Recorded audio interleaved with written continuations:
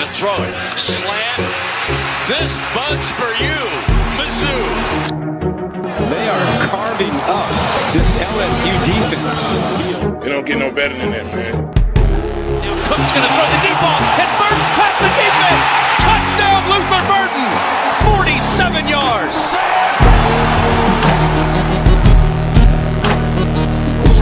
Place kick is up. It is. Yes, a walk-off winner from 61. Harrison Mevis.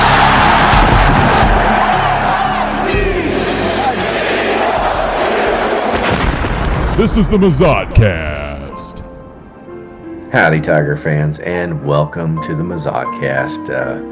We're coming to you following a Missouri loss at Vanderbilt, 17-10. Colin, first of all, my apologies. We are a little bit later again this week, and it's my doing because I decided to spend time with my fucking family instead of devoting my time to this podcast, which means we're coming to you late. But where do you want to start, Colin? Because there's a lot of thoughts. I think anybody that maybe feels like this podcast has gotten a little too positive, a little too upbeat, a little too sunny, you're in luck. Today is not the day where you hear any of that shit, certainly out of me. Colin, what are your thoughts? I think you need only look at the stat book to realize what a colossal fucking bedwetting this was. I mean, they led in basically every offensive category there was, and still somehow managed to lose. Yeah, I know. Kirby Moore's play calling is it's inexcusable and crazy. Like running the jet sweep for 3 yards on third down. You know, just like again, the quarterback runs. You know, I think I said an episode or two ago that it felt very high school. You know, if you ever see a high school football team that sort of runs like the triple backfield, triple set running back, very old school, very run heavy. They've got a play where he fakes the handoff and then the quarterback takes it. This is a bread and butter play for the most generic run heavy high school offense. And it is a staple of ours, a staple. They use it often in short and third down. They were using it when Bro Pribula got hurt. You know, so you've got your reverse called at the worst possible time. You've got your high school offensive run call for your quarterback. You still don't have a screenplay in the fucking book despite the pressure. It's not great. It's not great. You know, Marquise Johnson is a burner, but he's not getting open. And I think with all the things that were disturbing about this game, what I might find the most disturbing is two of the best players on our team. Obviously, doesn't matter that they're better and they're not playing, and that is Zollers looks better than Pribula. Now, this is a very small sample size, but if Zollers performs at this level after watching what Pribula's done the last two games, I'm going to go, hey, coach, you had the wrong guy playing. Not a great look. And I hope we're not playing the wrong guy because you happen to pay him like $1.5 billion. And this has just truly become the NFL and professional sports where Scott Pioli pays too much money for Matt Castle. And despite the fact that he fucking sucks, he's playing. And is that what was going on with Pribula? Or, you know, am I putting way too much water in a, you know, quarter and a half of Zollers? The other problem is you've got Alubade, I think I'm saying that correctly, is the best wide receiver on our team. Hear it come out of your mouth in that way because it's the correct way. Arguably with Coleman, you know, but the guy not only are they throwing to, but when they're throwing to when they need tough, you know, yards receptions, you know, he makes big plays, and he's off the field 2/3 of the time. So again, best at least best two, maybe possibly three wide receivers should be starting, isn't. You know, everybody's going to want to talk about Pribula getting his leg twisted by that player. What I want to talk about is why Trost and fucking Jordan Harris can't make a goddamn block to put us in a situation where we're not only not score, but our quarterback gets hurt. So there's a lot to go over, and there's a lot of reasons to be upset. Here's what I'm upset about. Number one, fucking way up number one, is goddamn Kirby Moore should have been left on the fucking tarmac. It's goddamned insane how fucking stupid his play calling is. It's not like people just don't like certain plays when they don't go right. If it had gone right, blah, blah, blah, blah, blah. 2 fucking years of this. Luther fucking Burden III, by far the best player on our team. Best player we've had in a decade. Remember long stretches of the season last year where the son of a bitch just didn't get the fucking ball? Like, just didn't run plays to our best fucking player. Ahmad Hardy was running for 5 yards a carry. I don't know if you can do the math on that, but that means a fucking first down every 2 plays. He ended up with 20 carries, and he had 9 carries deep into the third quarter. We don't fucking play our best goddamned offensive player. And on 3rd and 1, 4th and 1, goal line situations, we refuse to fucking run the ball to our goddamn best player. And you can talk about deception or whatever every fucking time. He's not even on the field. That's not deception. That's lunacy. I mean, that is goddamn coaching malpractice. I mean, Kirby Moore should be put on a Elon Musk space rocket and launched into the sun. I love Tesla. Insane. I mean, I have said it before. You know this, Colin. I don't think football coaches are smart. I don't think that's a requirement for the job to be smart. He's a fucking moron. I mean, look, when people talk about firing coaches, there's always this question people have. It's just like, well, who are we going to get? Don't think about that. Get rid of the person who's not working, because this idea that there's 5 or 6 guys in the entire country who can do this job is not accurate. Well, I think Football games is not rocket science. These are muttheads mostly, and you just need guys to pull the right string at the right time. And Kirby Moore is incapable of it. He's a fucking moron. Well, what you're alluding to is what makes a coach good, and it's like I said, it's not being particularly smart. It's having instincts, understanding the rhythm and flow of a game. You know, they talk about football players that are instinctual. They just know where they're supposed to be. And I think where you get a guy like Kirby Moore is Kirby Moore obviously knows how to an offense. He obviously knows how to coach to an extent.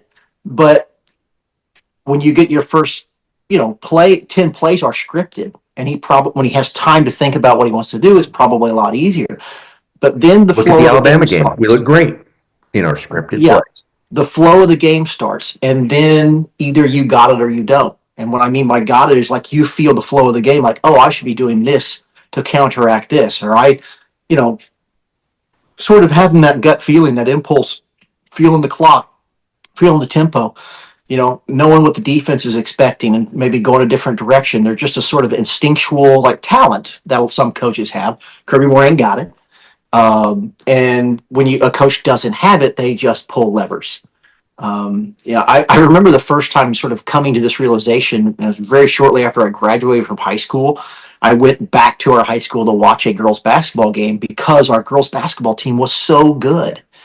And by about the third quarter, I realized they are really good, but they're not going anywhere because their coach is fucking clueless. Like, he is just pulling levers, pushing buttons. He doesn't know why he's doing what he's doing or how.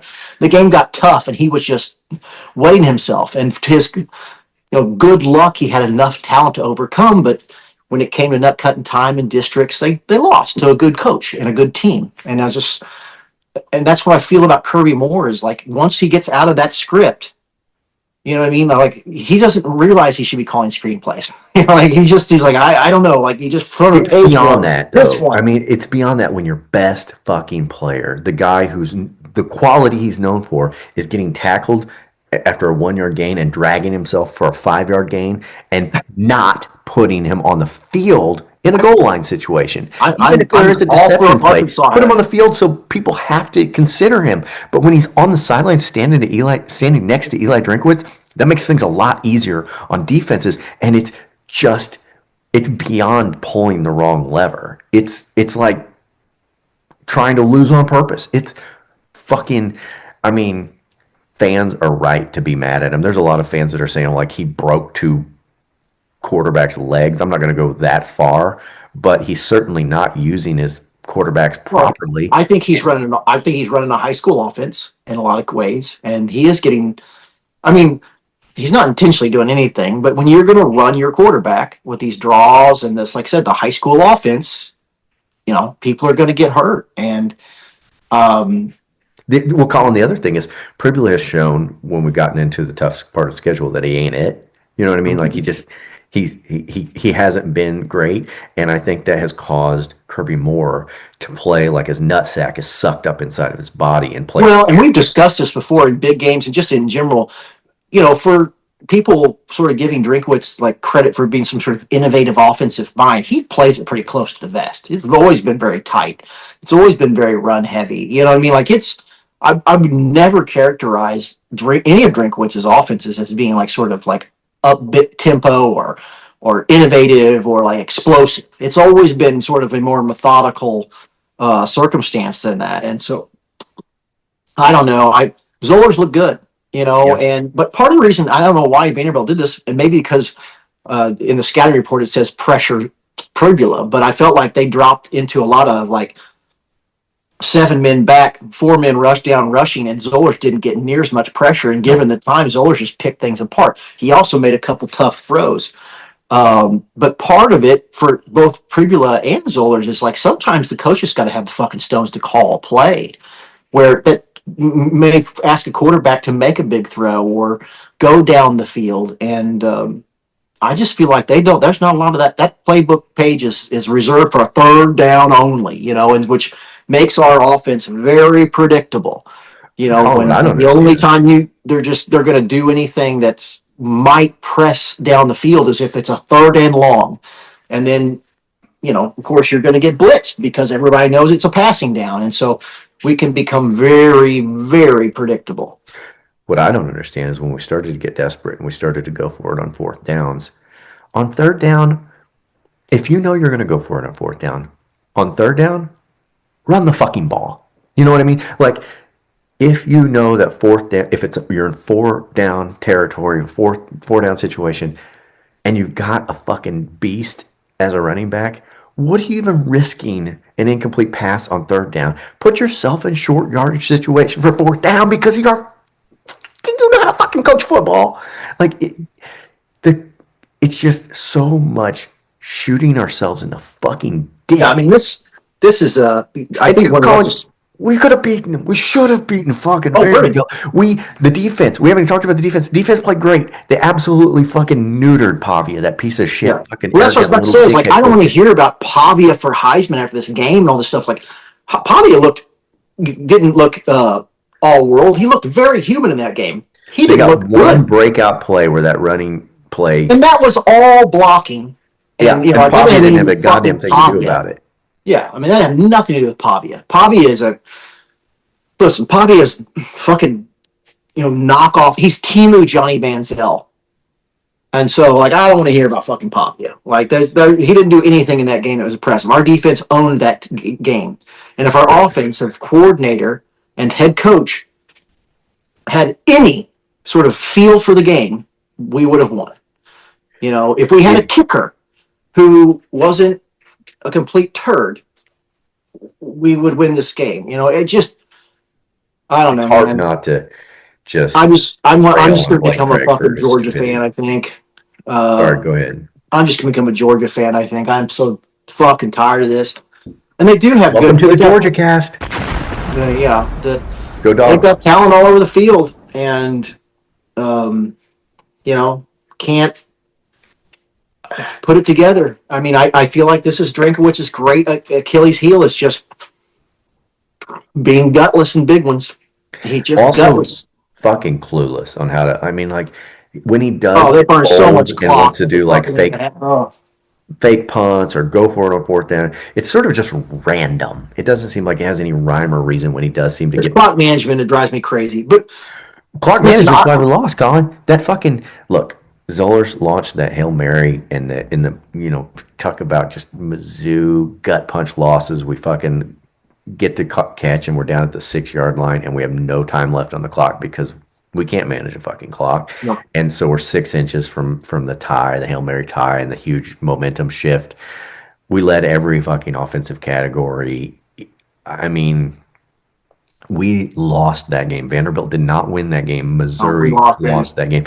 And we owe our listeners and our viewers an apology, Colin, because we came in here watching early games of the season and we said, this team's special. This team's different. The SEC needs to look out.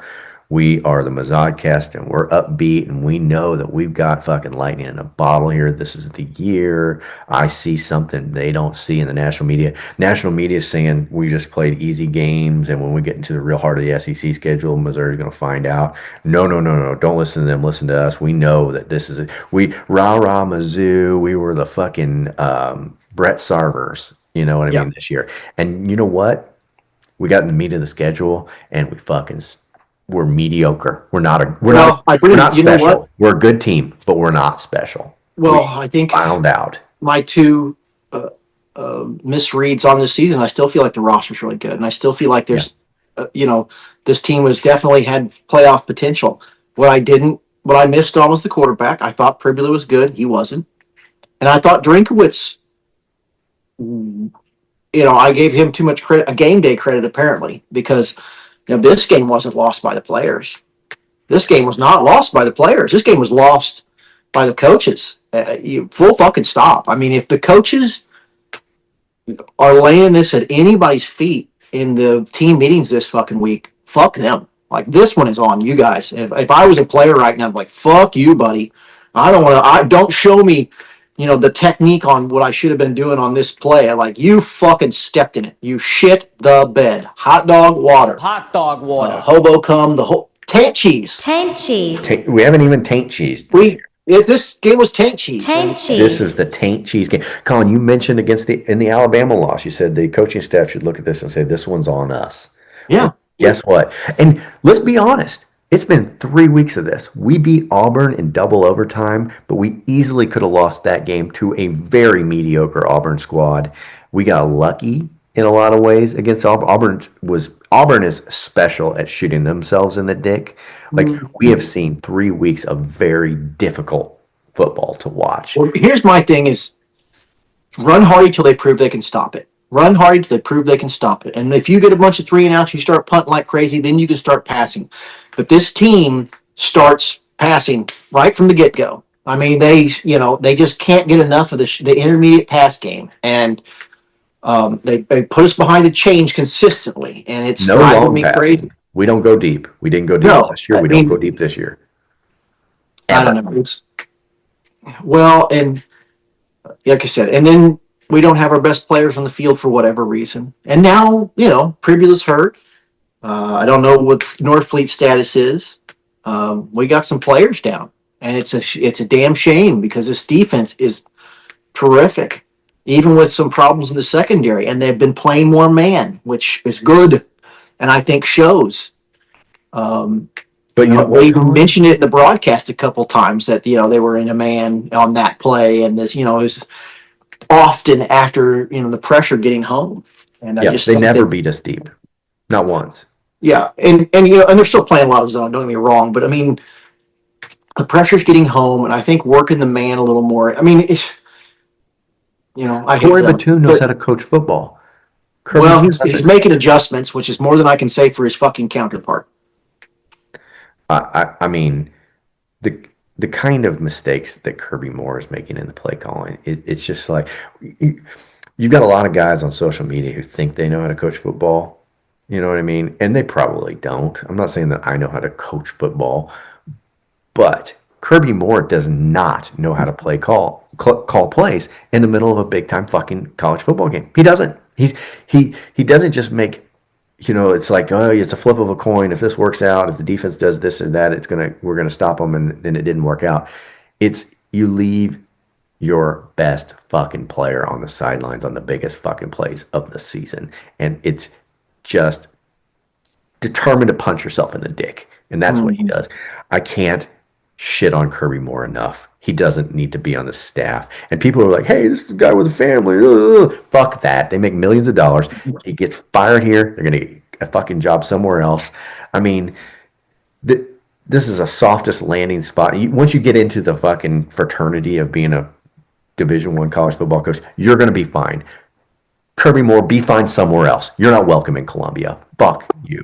I mean, look, I know, Colin, you're thinking that's too harsh, but I can't. This is ruined. He's ruined the season. He's ruined 2 quarterbacks. I said I wasn't going to say that, but they're ruined. They're gone. Yeah. I mean, I'm pissed. It's bullshit. We're too good of a team. We put together too good of a roster to lose this game. And not for nothing, we got a bye week, and then we play the 3rd best team in the country, the best team in the SEC, frankly the best Texas A&M team I can remember since early Big 12 days. I mean, they're 8-0, and they look every bit of it. I mean, Texas A&M is going to kick the living shit out of us. There's no question about that. Like, whatever, I don't care what the spread is, take A&M. That's my fucking Lana Lead Pipe block of the week. We scored 10 points against Vanderbilt, and we lost our quarterback in the process. Like, shit's bad. I'm not saying. Here's what I would say about that. Like, I think we're going to get better as a result. And I think I'm done saying that shit. We're fucking not getting better. I think we can win the rest. We can beat Oklahoma. Mm-hmm. We can win games. We can beat Arkansas. But we're not beating Texas A&M, and we're not even going to look good against Texas A&M. We lost by 3 to Alabama. We lost by 7 to a Vanderbilt team we should have beaten, and we're going to get our fucking tub thumped by Texas A&M. That's what's going to happen. Sounds like some Mizzou Blues.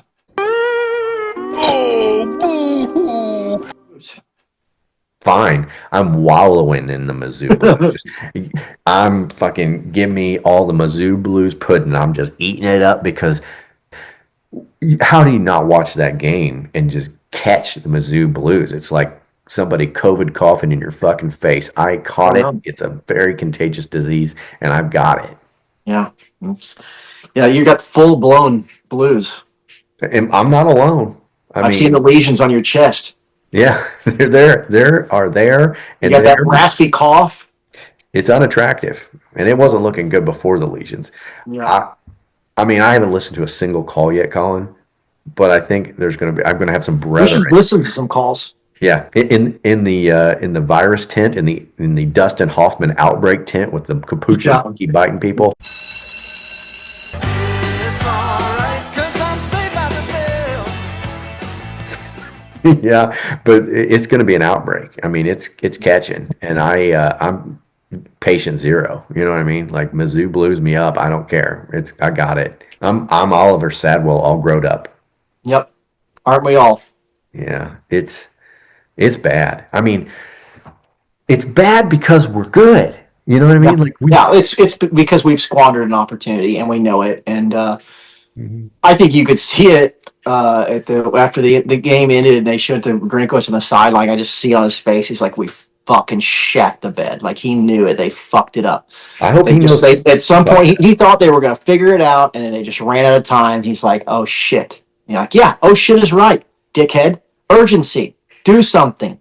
Pull out. Grow some fucking stones. Like, that's, like I said again, Drinkwitz's biggest Achilles heel right now is he is too tight in the big ones. You know, when the game day's in town, you can almost count that Drinkwitz is gonna tuck his junk between his legs and just play it safe and try not to do anything outrageous. And it's, it shows. I mean, frankly, and I just don't know how many games. I mean, is he going to snap out of it? He did it against Alabama. He did it now against Vanderbilt. I guarantee you that he's not going to come out guns blazing against Texas A&M. Wouldn't that be nice? Wouldn't it be nice if Mizzou just went out of the gate and attacked a team? And really, with Alabama, they kind of did it when the script was on, and then Young made his mistake, and it just sort of, yeah. But I mean, it was just like, come out and show you got some stones. But they got through that script, and guess what happened? Drinkwitz's butthole got tighter than a snare drum, and they became the team that we watched lose in the second half. He became the team that we watched lose against Vanderbilt. They're just, buttholes firmly puckered. 10 fucking points with these offensive weapons that we got. And look, Drinkwitz has always been, there was a time couple years ago where I was just like hard on Drinkwitz. You know what I mean?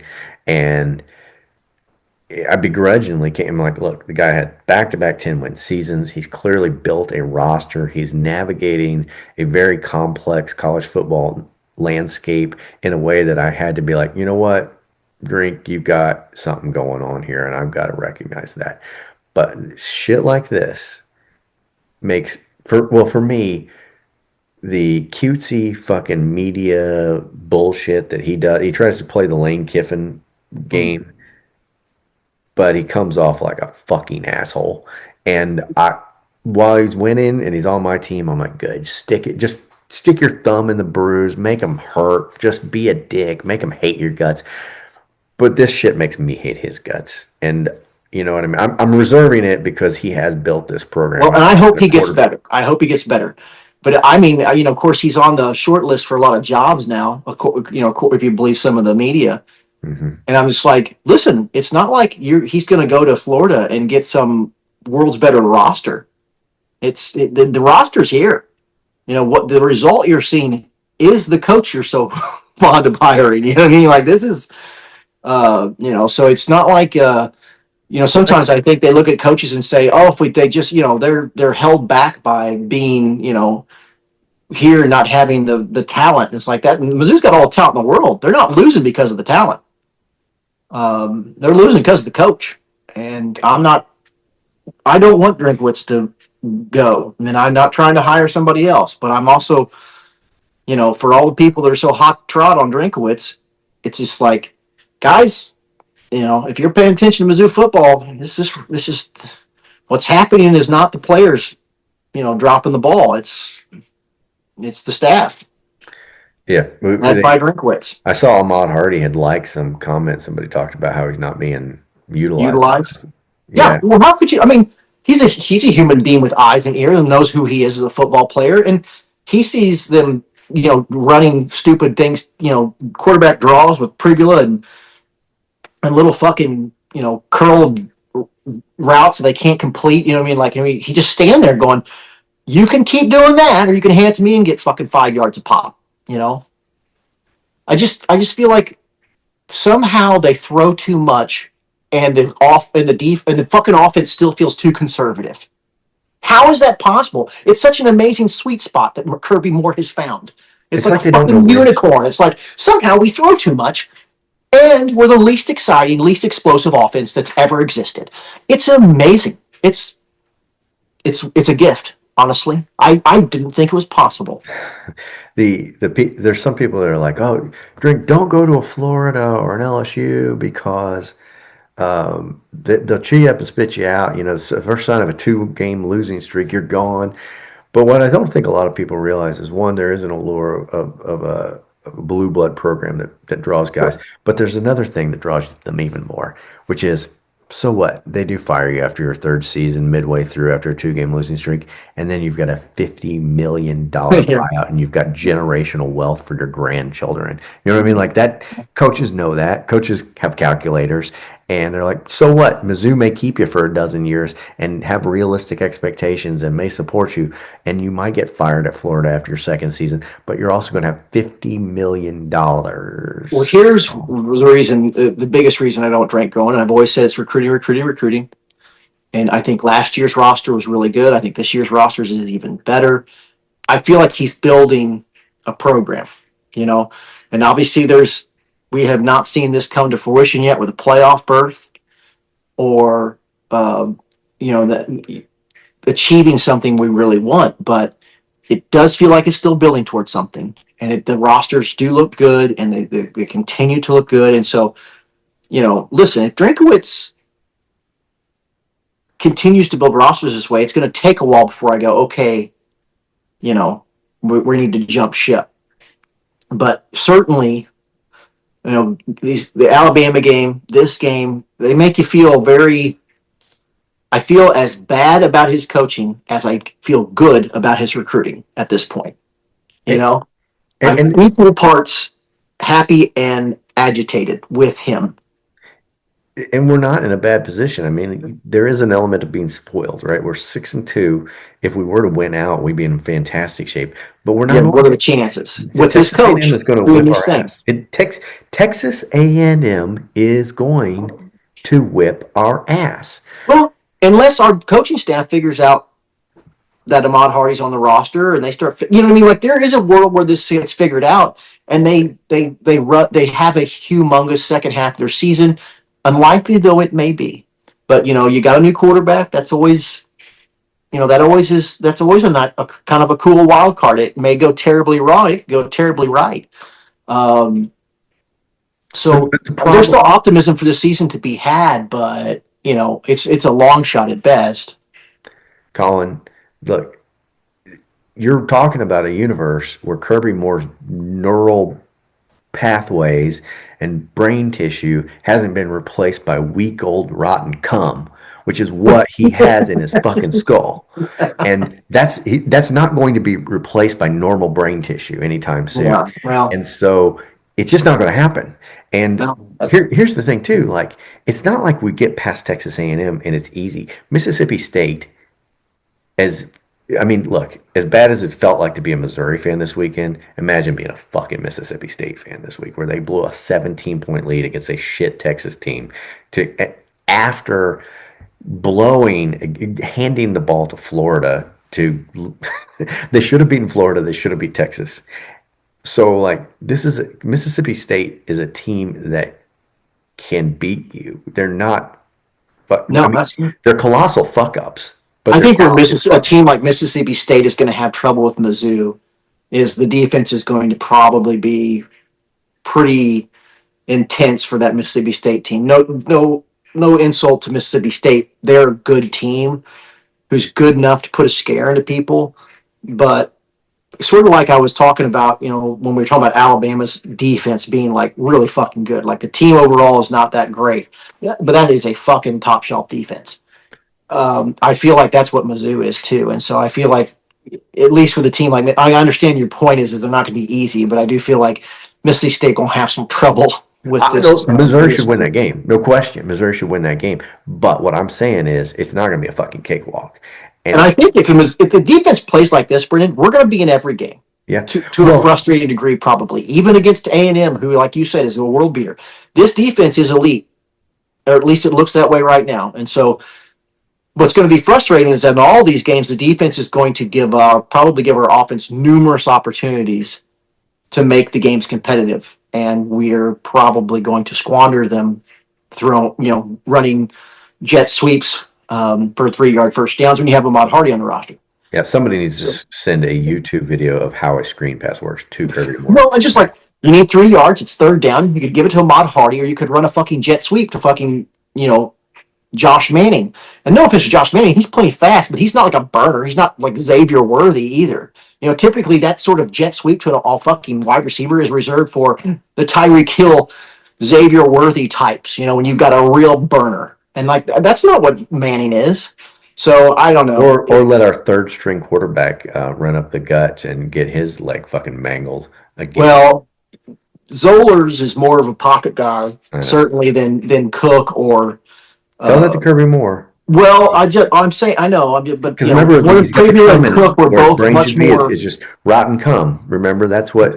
That's like again. I understand it's a lot of rotten cum. I'm just saying, like theoretically, if Kirby Moore, it's too much rotten cum. Okay, well, I mean, if the rotten cum doesn't completely take over his brain, he won't run the quarterback as much. And honestly, I mean, Drinkwitz isn't this stupid. You're on your fucking third string quarterback. Like when you go into practice this week, your message to everyone is like, you can't let this guy get hurt. Offensive line, Kirby, you cannot run him. Period. End of discussion. Like we cannot. Behind him. We are on the last one. When this guy doesn't play. No.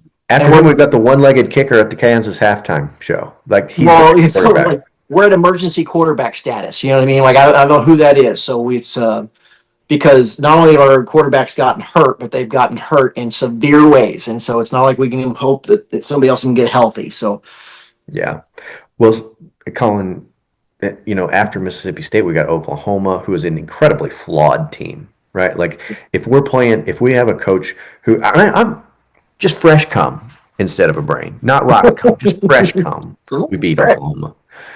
And then we got Arkansas, and look, Arkansas is a fucking dumpster fire, but they also dumped 42 points on Tennessee. And I don't think they're going to do that against us because we do have a better defense than Tennessee does. Yeah. But we got to get our offense fucking figured out, bro. You know what I mean? Like, these are three teams that they got stingers. You know what I mean? Like, we should beat, other than Texas A&M, which will beat us by 2 touchdowns. Other than that Texas A&M game, those next 3 games, Missouri should be favored, and if they do what they're capable of, they should win those games. But none of those games are fucking locks, and none of them are going to just fall over and let you beat them. All those teams have stingers, and if you let yourself get fucking stung, you'll be in trouble.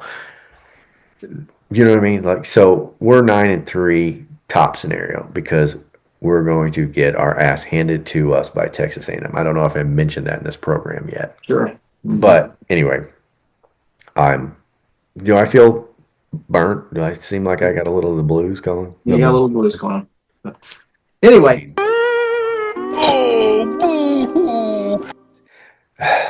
Next segment, please. Yeah, let's go to the commercial break. We're going to come back, and I'm really wanting to hear voicemails because I think Colin's kind of tempering my anger and my rage and my blues, but I want to hear everybody else wallow in it like me, and I'm sure they are. So until then, this is the Mizzodcast.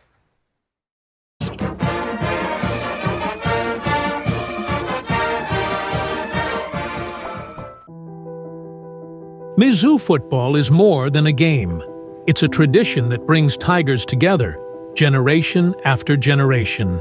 And for decades, one of the simplest traditions has been a symbol of our shared experience, the communal trough urinals. They've been there through victories, defeats, and everything in between.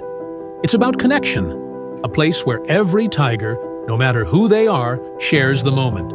There are no CEOs or janitors, no hedge fund managers or bartenders.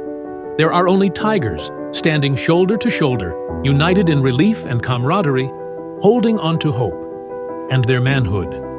But now, this unique piece of our history is under threat. Modern renovations could send this tradition down the drain forever. Don't let part of what makes Mizzou special be lost.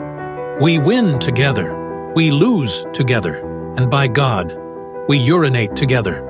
Join the movement and sign our petition entitled Save Mizzou's Trough Urinals at change.org, because you can't flush tradition.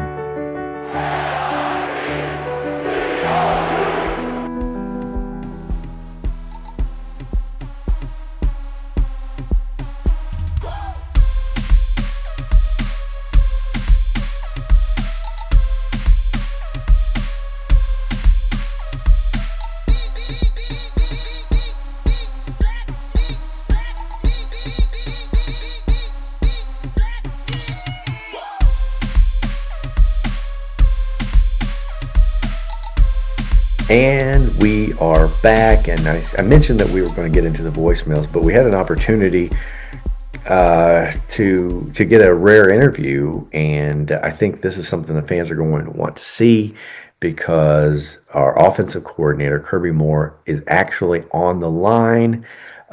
We don't have long with him. Obviously, this is a rare opportunity, but Coach Moore, are you there with us now? Hello. Hey, thanks for joining the Mizzodcast. We appreciate having you. Hello. Hello.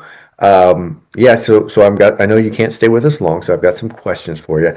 One is that we've been a little bit concerned and critical, frankly. I'm Coach Moore. Yeah, thanks for joining us, Coach Moore. Yeah, that we're aware of that. But I wanted to ask you, short yardage situations, Ahmad Hardy often is not on the field, our best running back, our best offensive player. What's the line of reasoning behind that? Ahmad Hardy runs like a choo-choo train. Yeah, that's exactly kind of my point. We want him like 3rd and 1 screen pass that gets stuffed in the backfield doesn't seem like the best call. Like, what if we just ran Ahmad Hardy, who's getting 5 yards a carry in this game? Who? Ahmad Hardy, are you having a bad reception on the phone line, Coach Moore? Ahmad Hardy runs like a choo-choo train. Yeah, we've established that. We've lost several games, or we've lost a couple games now, and our running game was such a big deal the first 5 games of the season, and now it's really sputtered. Do you have plans or a strategy on how to get the running game going moving forward? The football is brown. Yeah, I hadn't really looked at it that way before. Seems familiar. Seems like a familiar tune on our Mizzou offense. But okay, Texas A&M is coming up. They're a tough team. We got a new quarterback. Matt Zollers is behind center. How are you going to change things with a Matt Zollers-led offense rather than a Bo Pribula offense? Matt Zollers, his last name starts with a Z. Okay. Yeah. I mean, frankly, I'm a little concerned with these responses. It kind of verifies some of my concerns about what we're looking at heading into the season. Coach, I know you got to go. Is there anything else you would like to leave our Tiger fans with as we head to the break? Coach Drankowitz says, if we win the next game, I get a bunny. Okay, well, whatever motivation works. Thanks for joining us, Coach Kirby Moore, Missouri's offensive coordinator. We'll be back with the voicemails. Here's the mail, it never fails. It makes me want to wag my tail. When it comes, I want to wail. All right, Colin was not expecting to get a special call from this member of the staff, but I think the fans will be excited to hear what he has to say. Another Mizzodcast exclusive. I don't know if it's going to give everybody optimism, but it certainly gives us a little insight into Kirby Moore's thought process. One of the first times I've really heard him speak. So Yeah. Well, hopefully one of the last times. Anyway, let's do it now. Good morning. It is Saturday. Clay from Tampa here. And I have this unholy feeling that the Tigers are just going to be all right today. We're going to get through this thing. It's fucking Vanderbilt, which I know. That's how other teams look at us. But things have been going way too fucking well for them. I think spotlight shines way too bright on them today. Diego gets flustered, and we come out on top. MIZ.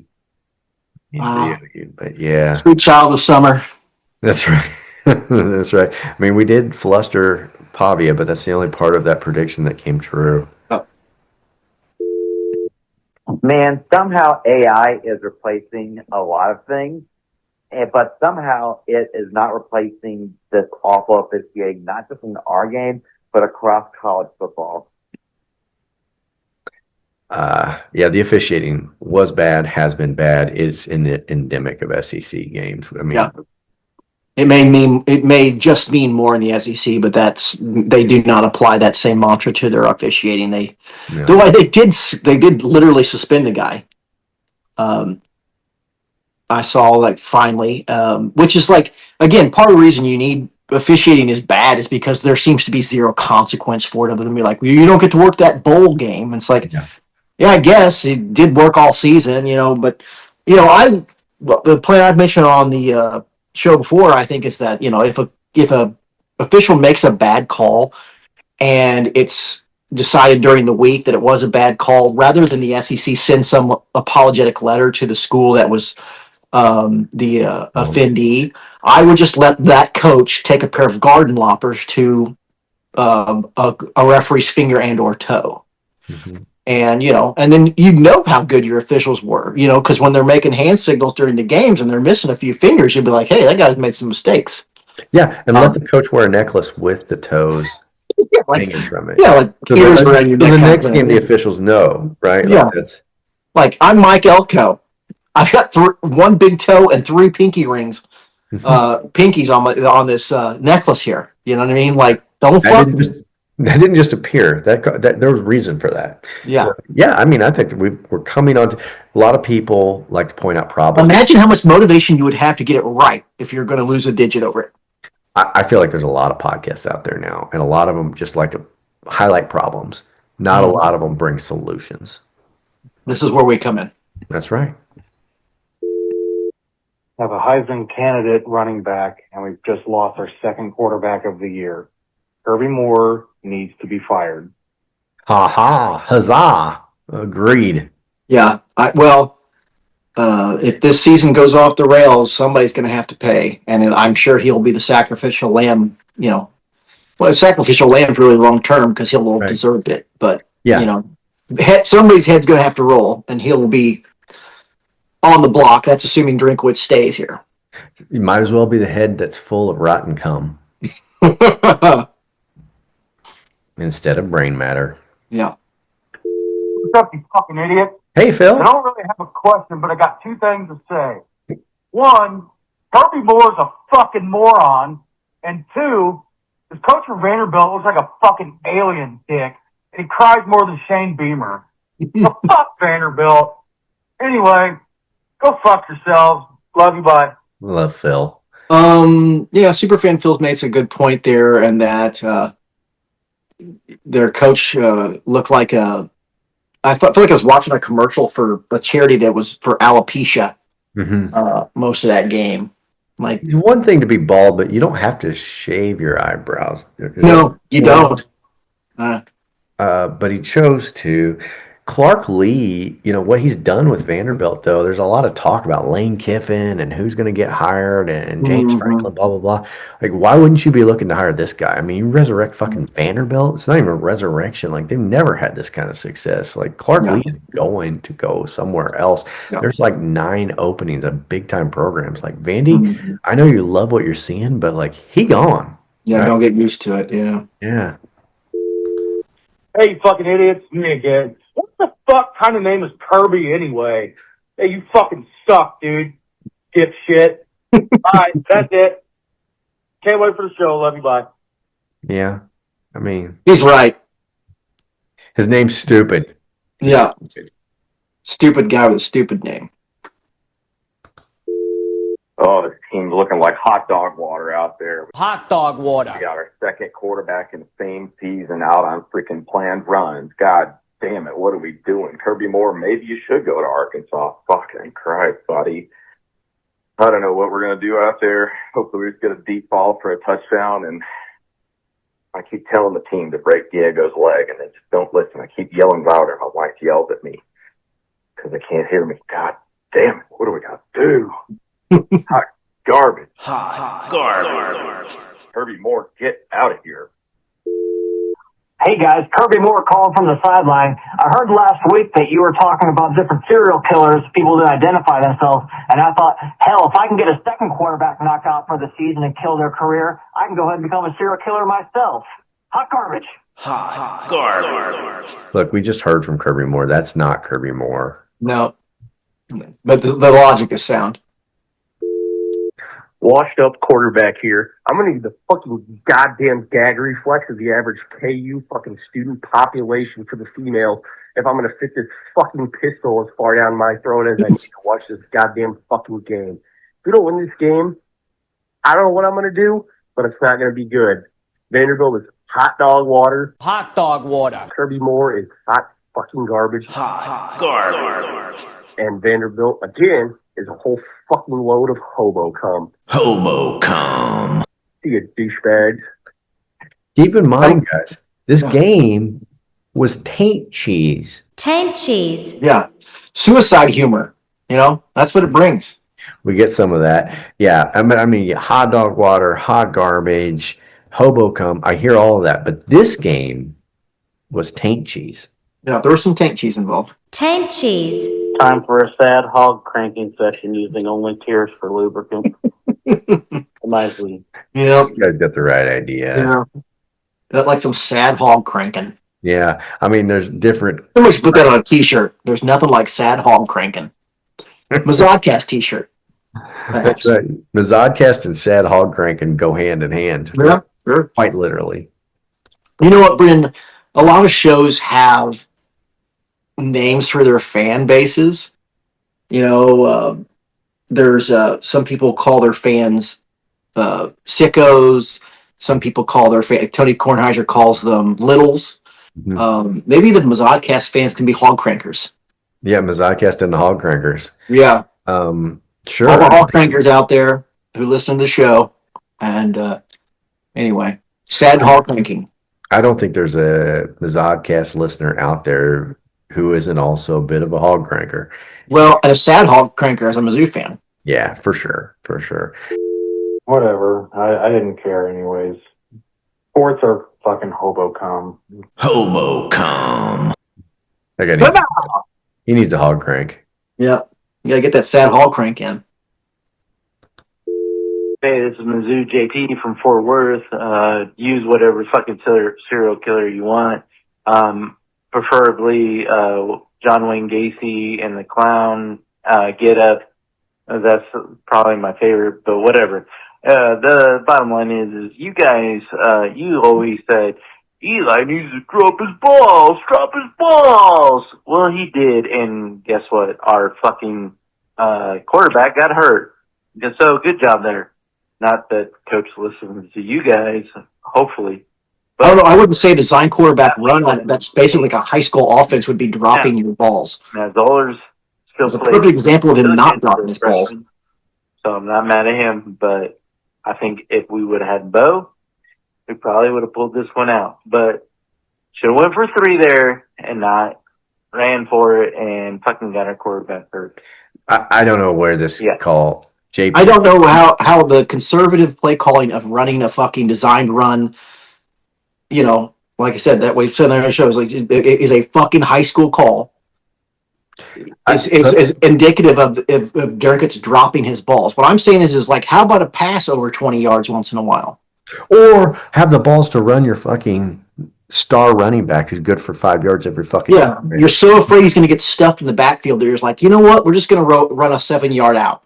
Yeah, or it's like they know we have a good running back, so instead of running him, let's run a. We're going to be tricky. Well, let's run a quarterback who weighs half as much, and we have working legs. I mean, let's catch him off guard, Brendan. I'm not really. I'm not going to take Bo Privilege's injury for this, and also I'm going to back. I mean, the idea that if we had Bo Privilege for the rest of the game, we would have won. No, I mean Matt Zollers. The offense started moving with Zollers. Yeah, I'm going to say I don't know what game he was watching. I mean, I don't know if that's always but be able to you had too much that. to drink here. Yes, you're no way. No. Yeah, I reject everything. Yeah, your entire premise is off base. I ain't for it. I'm again it. My name is Kirby Moore, and I hate running the ball. I hate running the ball. I am a terrorist. Kirby Moore. Send him to fucking Alcatraz! Just bought my Liberty Bowl tickets. See you guys there. Yeah. Go Liberty Bowl. Yeah. I know this is a broken record. I know we bitch about it every week. But this fucking time management before half is fucking bullshit. Amen, brother. You're a fucking idiot. Just bleeding the clock for no reason. Seems that, but I fucking hate you. Learn how to fucking manage a timeout. Preach. That is up there with one of the most soul-crushing, gut-wrenching losses that I've ever seen as a Mizzou fan. And I think, must be not very old. I think that Kirby Moore is a problem. Eric Link is a problem. Kirby Moore wants to show everyone that he's a really good OC, that he wants to get hired as a head coach. So he doesn't want to do the simple thing and just give Ahmad the ball. He's our biggest enemy. Yeah, he's overthinking it. That's for sure.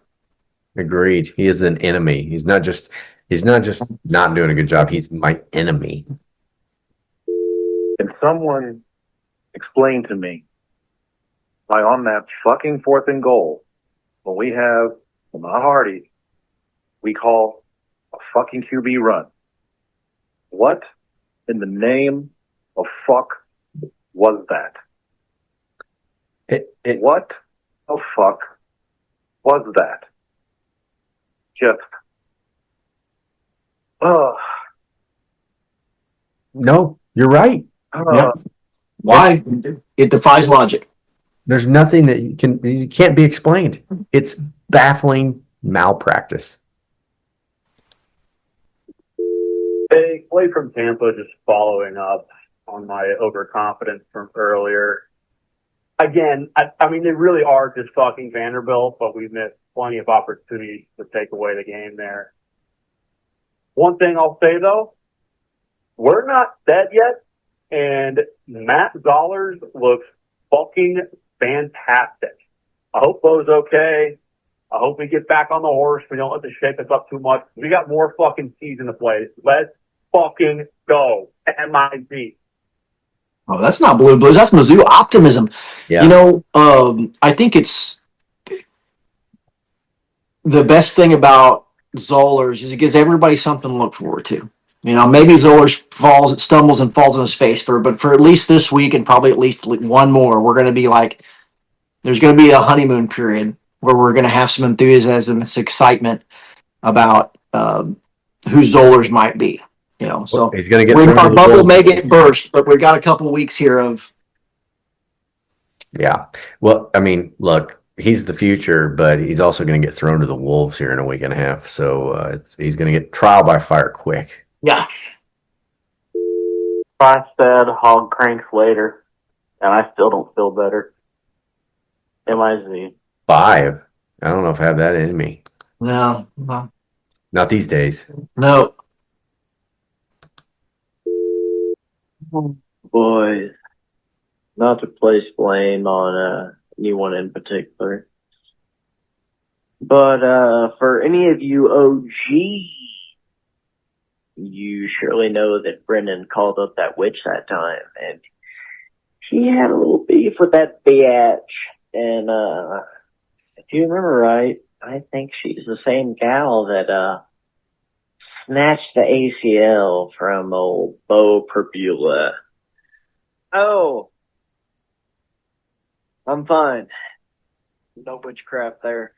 But any Hoosier, yeah, I'm pretty sure Brendan's to blame for Bo getting both, maybe one. Not sure what happened there. I just hope his girlfriend's butt cheeks are safe from stage 4 splinters at Nashville. Anyways, boys, I'll see ya. May. Anybody in the know has seen Bo Perbula's gal with her bare butt cheeks at the Roachport Winery in all their glory.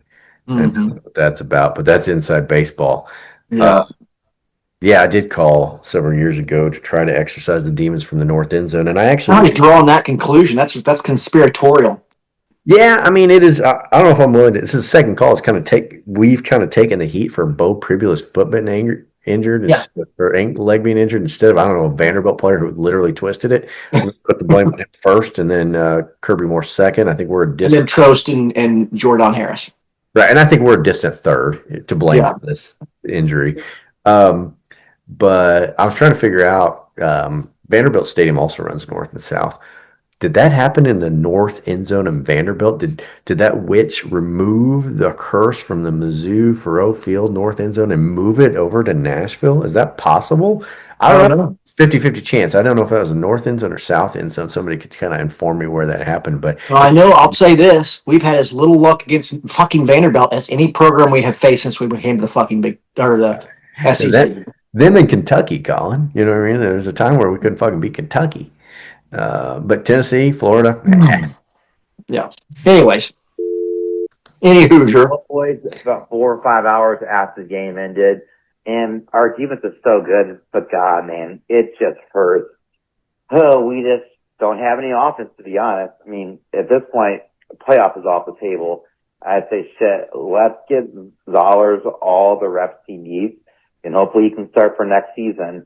Because I think, honestly, he's better than a healthy Bo Perbula. But, God, we were so close. Yep, close. That's the name of the game as a Mizzou fan, guys. Sean calling in. I don't know, man. I want to yell and scream, but I don't even feel anything right now. He's numb. Rat bastard Joshua Singh. I hope he suffers. I hope that rat bastard suffers for what he did today. He intentionally hurt Bo Perbula. I mean, you can look at the replay, twisted his leg and ankle, whatever. I hope that dude can get something coming to him. I don't even know what to say. I mean, Matt Zollers looked good, though. Zollers looked good given the circumstances. So, yeah, maybe Zollers will be good. Maybe the season's not over completely yet. Hopefully, he gives us reason to crank that hawk. Yeah. I mean, I don't think we're going to the playoff, but if Zollers does look good, if Zollers makes some plays, if we can kind of hang our hat on something, yeah. It's sad to look forward to next season already, but there we go. Mm-hmm.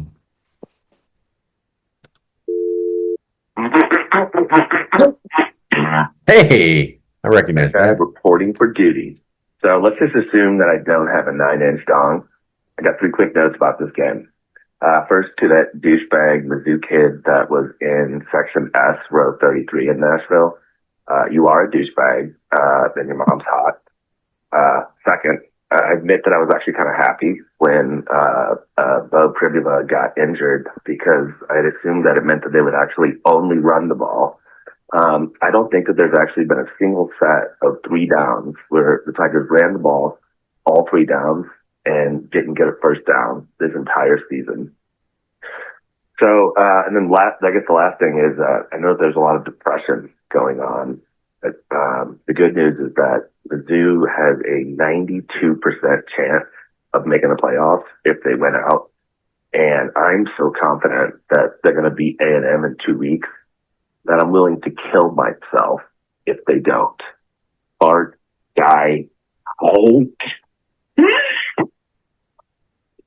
Wow.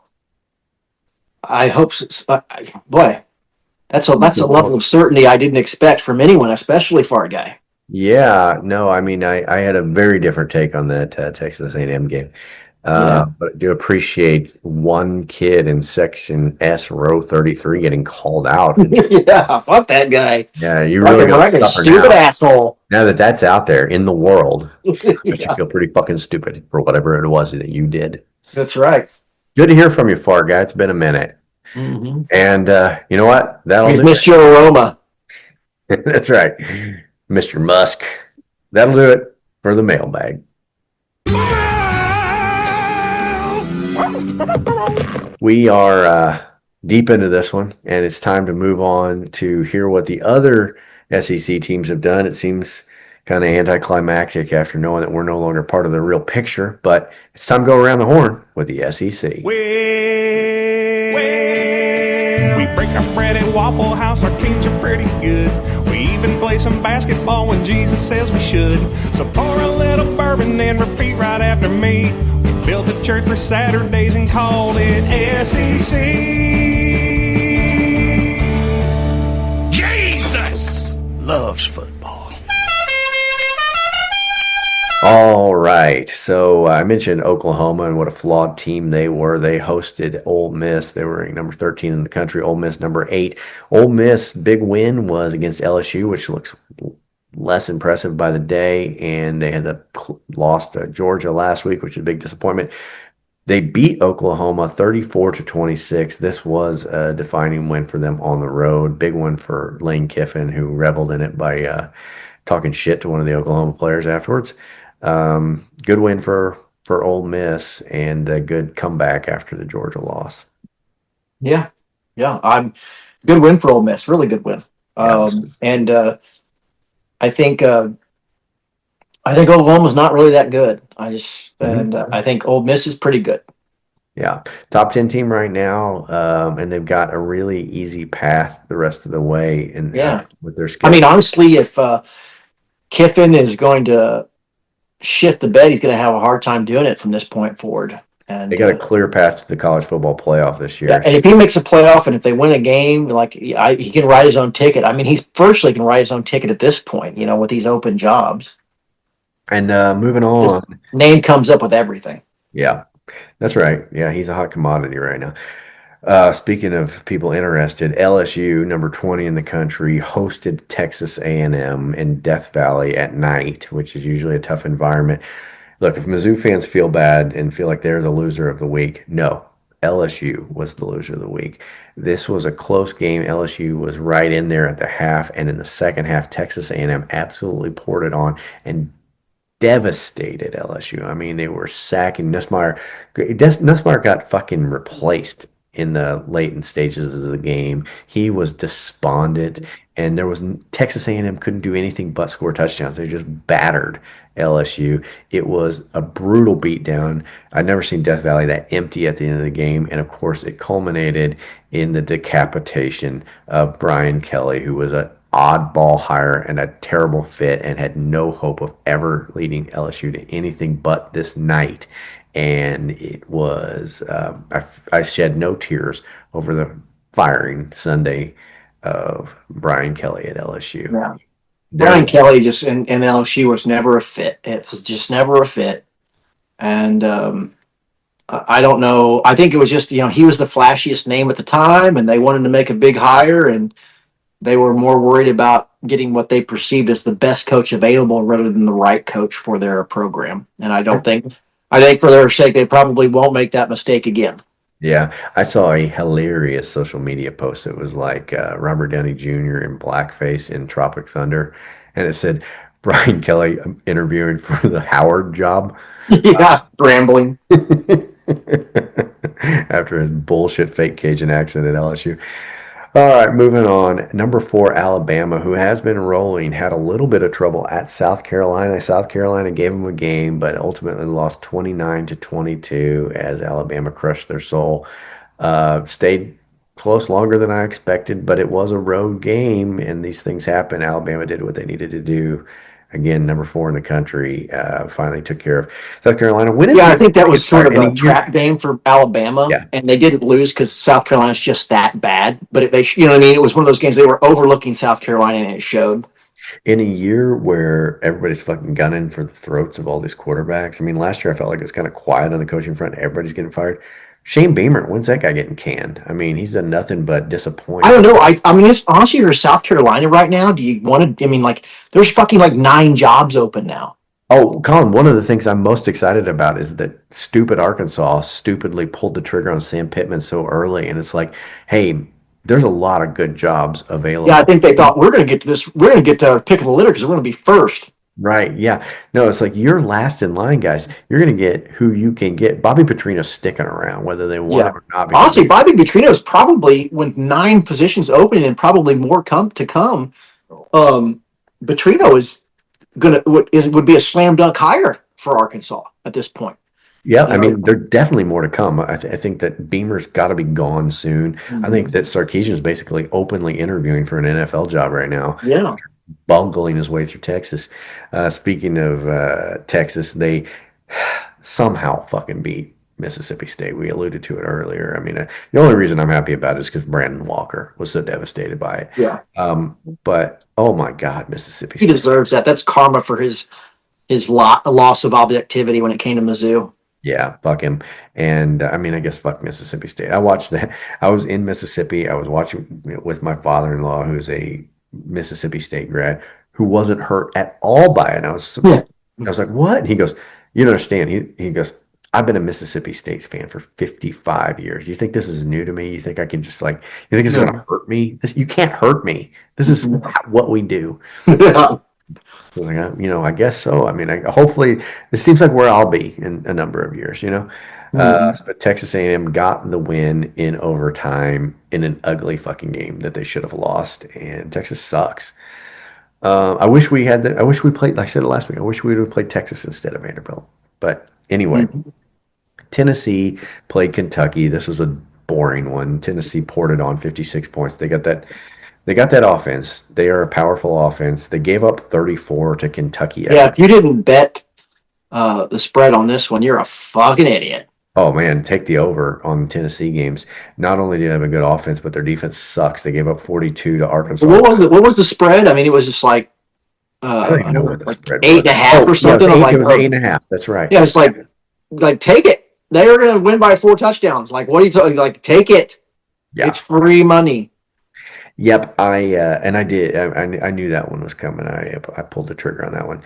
And then Auburn beat Arkansas 33-24, an Auburn team that we beat a week ago. The fact that, Arkansas scored 42 on Tennessee, and they scored 24 against this Auburn team. With a good defense. I start saying I think Petrino's got the offense to go up and going, but Arkansas's defense is trash, and ultimately they're not going to be any good this season. But I mean, if you're a coach or a booster for Arkansas right now, and you're watching this offense play, you're going like, hey, let's get this guy D coordinator and some money and see where we can get to. Because ultimately, the other part of Arkansas's problem is they're going to have to open up the fucking pocketbook. Yeah, They're not going to. I'm going to be shocked if Petrino isn't named the full-time head coach at the end of Well, again, who are they going to get that's going to be better than Petrino with this many openings? Yeah, I think if they'll be. If I was Arkansas, I'd be slightly nervous that Petrino goes someplace else for a better opportunity. Hey, I'm just going to throw this out there. Kirby Moore is available for head coaching positions. Yeah. Arkansas, if you guys are looking for a fresh young face, a guy who really knows offenses, we'd hate to lose him. Gosh, you don't want to do Gosh, it'd break our hearts. Don't do this to Mizzou and take our offer. You already did that when you took Barry Odom from us. Golly gosh. Please, please, please don't take Kirby Moore from us. Yep. Do it. All right. That was last week. Let's look ahead to this week, Mizzou's bye week. South Carolina, sitting at 3-5, coming off the loss to Alabama, is going to have to head to Ole Miss. And now number 7 in the country, 7-1 Ole Miss, should not have much trouble with this South Carolina team at home, I wouldn't think. No.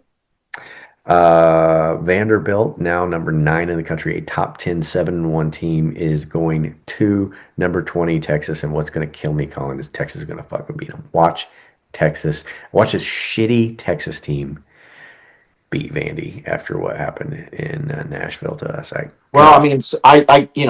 hadn't watched a lot of Vanderbilt football aside from just the highlights on like SEC Nation, and I tell you what, Pavia sure didn't look like any kind of superstar when we played him, and maybe Mizzou's defense is just that good. But if Vanderbilt's feeling chesty going to Texas, I mean, like Texas isn't any good, but I didn't see anything in Tennessee that was particularly scary on Saturday. Just saw a team that kind of couldn't get it out of its own way and was gifted a game by shitty coaching from Mizzou. So yeah, this is one of those games where you wish both teams could lose. Yeah, somehow, some way. We just best we can do is a tie. So our new favorite team, since we're abandoning ship, number 5 Georgia is going to the Mizzodcast. Florida's 3-4, coachless after firing Napier. Georgia's got to get this one. This was always a close game. They always have a little bit of trouble with Florida, but they're going to get it done. I don't have much. What's the line on that one? Does it say? I have to look it up. I don't see it here on my app, but I think that Georgia's going to be heavily favored. And then Mississippi State, 4-4, is going to be playing at Arkansas. Mississippi State is just determined to fucking lose every game they play. But I'm curious what they're going to do at Arkansas, an Arkansas team that seems to have found a little bit of footing under Petrino here. Oklahoma, number 18 in the country, is going to number 14 Tennessee. Tennessee, by all rights, should be winning this game. Yep. But we will see. They give up a lot of points, does Tennessee. Yes. And Oklahoma needs all the help they can get because Mateer, their quarterback, who was supposed to be like a Heisman candidate, and so many guys were supposed to be Heisman candidates, just hasn't looked very fucking good. So we'll see what's happening. And then the final game of the week is one of the worst ones. 2-5 Kentucky is going to Auburn. Auburn's going to beat Kentucky. Auburn should win this game. Their defense alone should. I mean, bad defenses have stymied Kentucky. So their defense ought to feast, I would think. So I got the lines here, Colin. Texas is favored by 2.5 at home over Vanderbilt. That honestly surprises me. Yeah, I don't know. I think the way they played against Missouri had a factor in that. Auburn is a 10.5 point favorite over Kentucky. Sounds right. It sounds right, but Auburn loves to shoot themselves in the dick, so we'll see. Arkansas is a 4.5 point favorite at home over Mississippi State. I would say with the offense humming the way that Petrino's got it going, I can believe that. Yeah. Ole Miss is a 12.5 point favorite over South Carolina at home. That's a lot of points, honestly, and I still don't trust Ole Miss. I Never do you? I mean, they have been bedwetters, and South Carolina put up a fight against Alabama. I'm not saying Ole Miss won't win, but I feel a lot stronger about an Auburn boat racing to Kentucky than I do South Carolina getting boat raced here. Ole Miss just doesn't. I mean, I'm not buying just yet. Oklahoma is a 3-point underdog at Tennessee. I mean, being as it's at Tennessee, and Tennessee puts up a lot of points. I'd take Tennessee giving up 3, I think. Yeah. Okay. I think Tennessee's going to not have a lot of. Yeah, I mean, honestly, I wouldn't bet this one. I feel like it's a wash. Yeah. I just think that Tennessee's a good offensive team, and I think that Oklahoma's got a lot of problems. So I do too, but I wouldn't bet it. I don't feel that confident about it. Okay. Well, that's it for the SEC teams going into next week. As we mentioned, Missouri's got the bye going into the Texas A&M game, which I don't know if I've mentioned to the show, but Missouri will get their ass handed to them at Texas A&M. So anyway, that'll do it for Around the Horn. All right, Colin, the last part of this show, we've got our 2 awards to give out. And first one is Douche of the Week. Douche of the Week. And I think the douchiest thing we saw was the Vanderbilt player, I forget his name, who twisted Bribula's leg. Yeah. That's beyond douchey, right? Although I will say there's, in the world of bullshit takes, we've already talked about this in the past, pardon my take on Barstool. I'm going to play a little clip for you here, Colin. The stadium construction is finally finished. Vandy and Mizzou are the 2 teams that I feel like have been under construction stadium-wise for about 15 years. Kansas, too. Kansas as well. Yeah, Kansas is. But Mizzou still not done. Mizzou would just someone would be lining up for a field goal, and be like, okay, so they're just kicking into someone's backhoe. Like, what is going on here? And that happened for a decade. Yeah, because it was a pile of rocks forever, right? I don't know. I guess they did some work on the opposite side, but goddamn, that was several years ago. I don't know. It's I think part of it is the Shane Beamer thing, talking about the press room maybe. Like, it makes it fresh in people's mind, but this project started inside of this year. 10 months ago. It just shows how fucking stupid some of these people are, because one, they're just not paying attention. And like this, we're subject to what they feel like is going on. Their feelings is where the information is coming from, and from these learned football types, these ball knowers. These people that I don't understand this just desire to attack Mizzou by these people. Yeah. It's all these like pizza-faced, greasy douchebags in truckers' hats who just look like they don't wipe properly. And just like slobs and hoodies who just don't get all the mud out of their ass when they wipe.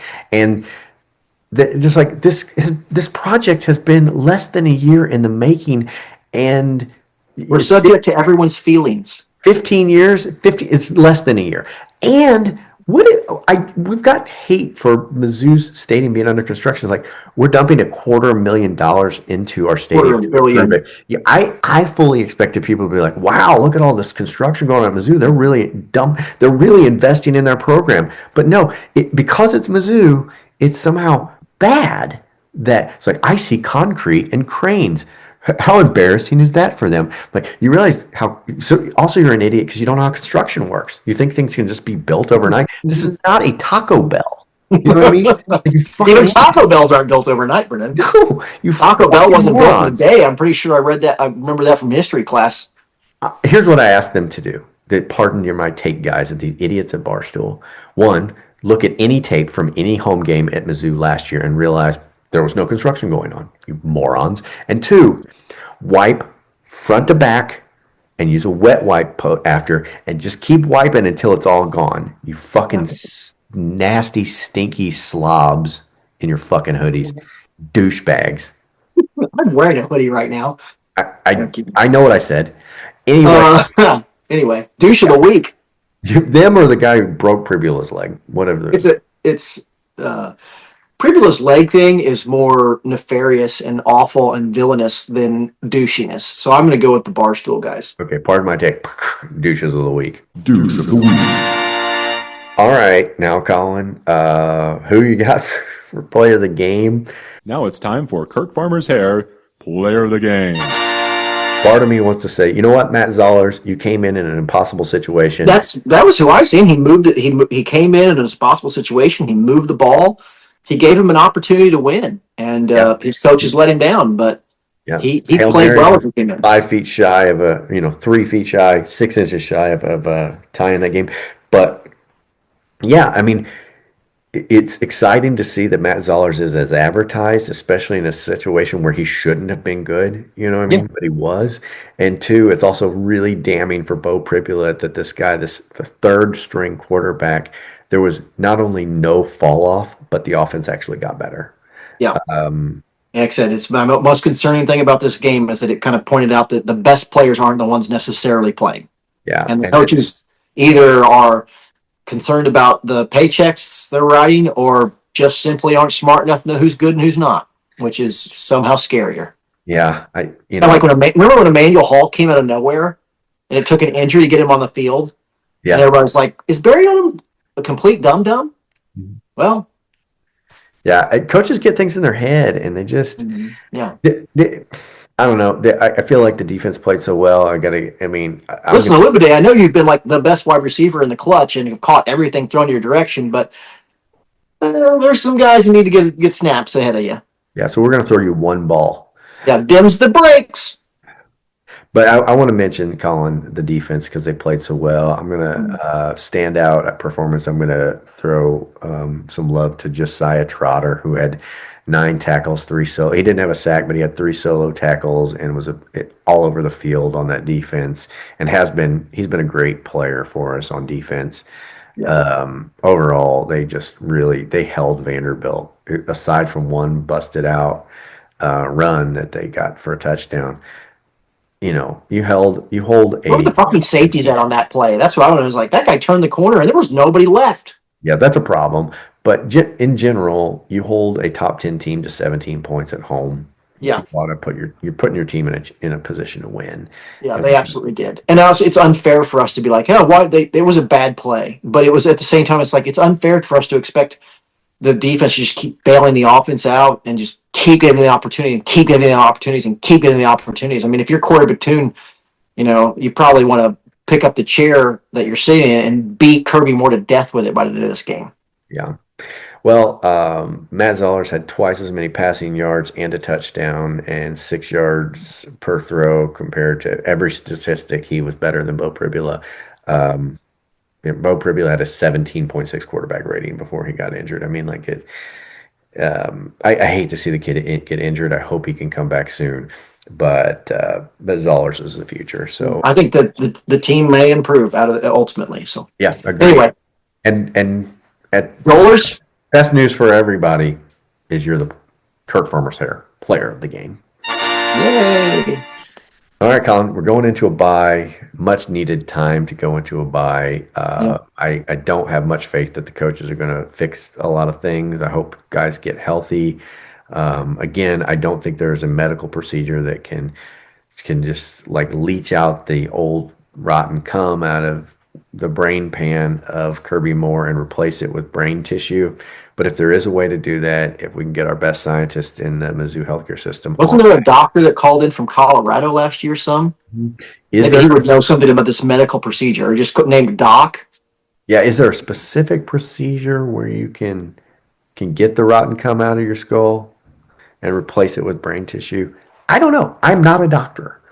But I know that's what we need to have done. So anyway, I don't know, Colin. I'm full of Mizzou blues. I'm hopeful that look, if they surprise me against Texas A&M, I'm happy to eat crow. Yeah. unexpected. I'll look forward to that day. Make sure you subscribe on our YouTube and all that stuff. Absolutely. Do subscribe, like, leave comments, all of that. Boost our whole thing.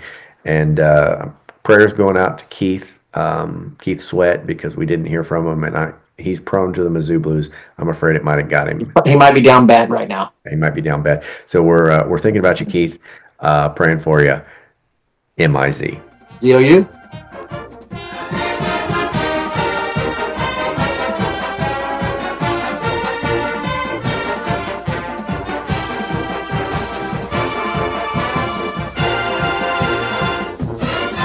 It's too much rotten cum.